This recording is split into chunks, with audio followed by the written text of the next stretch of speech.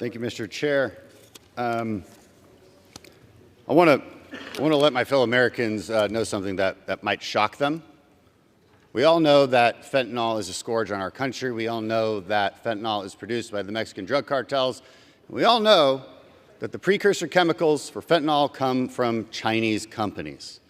What you might not know is that we can't even get a FISA warrant to stop that, to collect intelligence on those production companies, on those attorneys, on those bankers, on those facilitators that help the cartels murder and poison tens of thousands of Americans every single year. That's a pretty shocking statement. I bet you didn't know that. Well, you should know that. You know, FISA, despite all of the misinformation put out about it, is actually very narrowly tailored. It only allows you to get a warrant on a foreigner in a foreign land if it's related to foreign intelligence, if it's related to counter weapons of mass destruction, or if it's related to counterterrorism. Nowhere in there is counter narcotics, the thing that's actually killing Americans today and every single day. My amendment would simply upgrade that categorization to ensure that we can collect intelligence on the Chinese precursor being shipped into Mexico and into our own country so that we can actually stop the death of Americans. It's a very narrowly tailored amendment. It's not about all drug traffickers. It does not swoop in a bunch of Americans. It is about international drug traffickers trafficking illicit synthetics that are killing people. It's a very simple amendment. It's a bipartisan amendment. It is one of the biggest things that I've learned as my role as chairman on the cartel task force, that we actually are blind to the supply chains of fentanyl.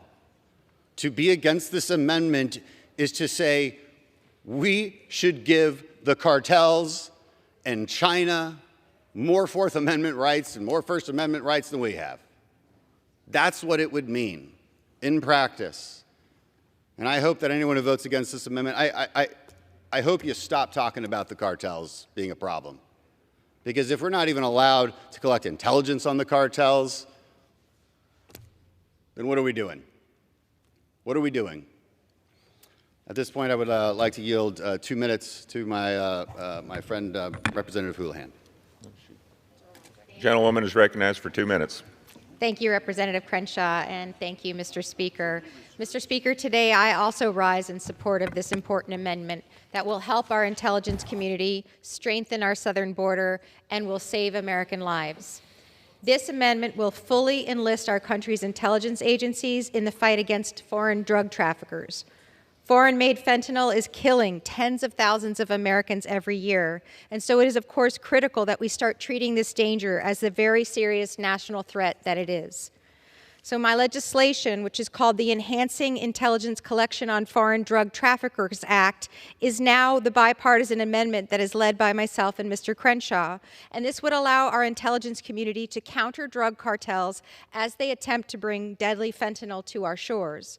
Today, the intelligence community can only leverage Section 702 against counter-narcotics targets under one of the existing certifications, none of which are focused currently on drug trafficking.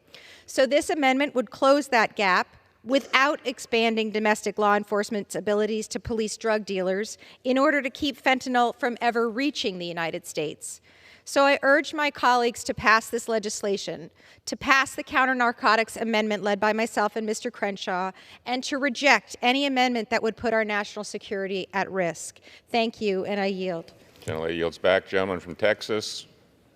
I just want to say to those opposed to the underlying bill, I understand we're going to have to agree to disagree. But I cannot imagine being opposed to this amendment even if you vote against the overall bill. I thought we all agreed that the cartels are one of our #1 threats. They're killing tens of thousands of Americans every year by poisoning them with fentanyl. We need to know how they're doing it. We need to know who their suppliers are. We need to know who's laundering their money. We can't know that within our current law. All we have to do is allow ourselves to do it. This is one of the most important things that I think our constituents actually care about. If we're going to act like we have sympathy for sons and daughters who have been killed from an overdose of fentanyl, then we actually have to take action on it. I got to say, too, that the warrant amendment would kill our ability to do this. Remember, the whole point of drug trafficking is to get it in the United States, y'all. The whole point of terrorism is to conduct a terrorist attack here in the United States. When you're collecting intelligence on foreigners, the only way they do those things is to communicate with entities inside the United States. To demand a secondary warrant just to search that communication kills our ability to connect those dots. And I yield back. Mr. Speaker.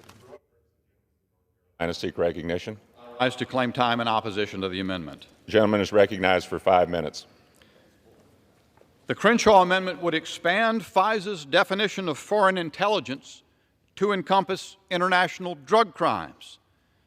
FISA is a counterintelligence and counterterrorism tool.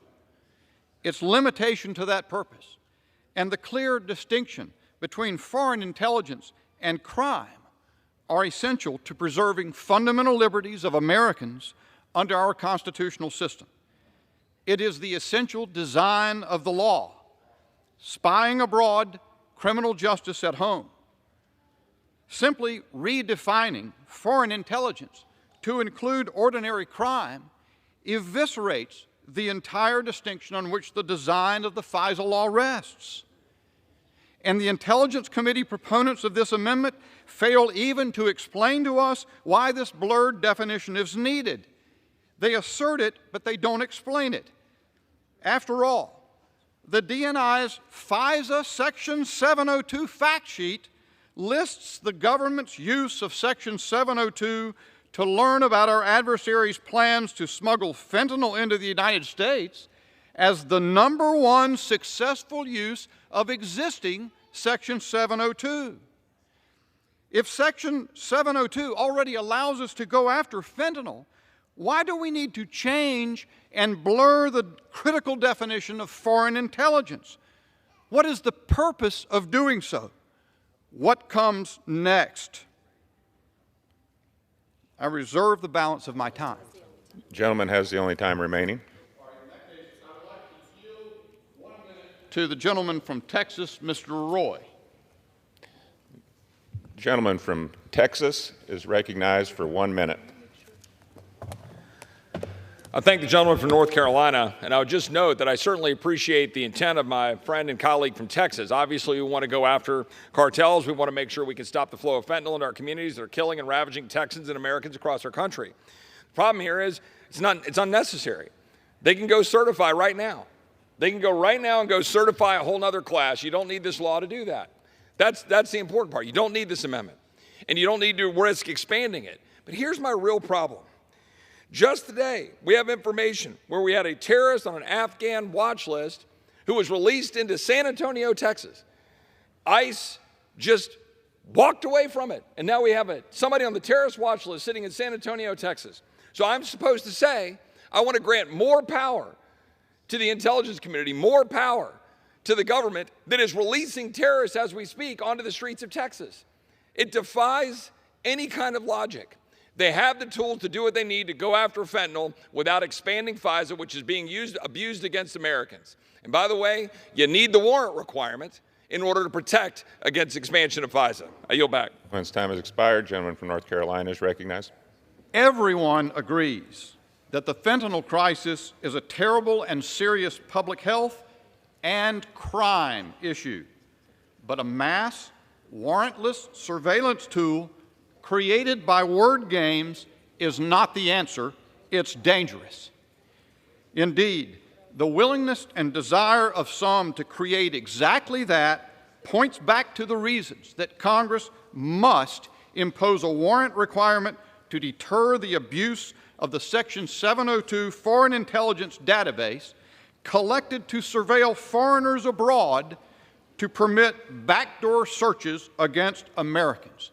That is the issue. Oppose the Crenshaw Amendment and support the Biggs Amendment to make them get a warrant. And I yield back the balance of my time. Gentleman,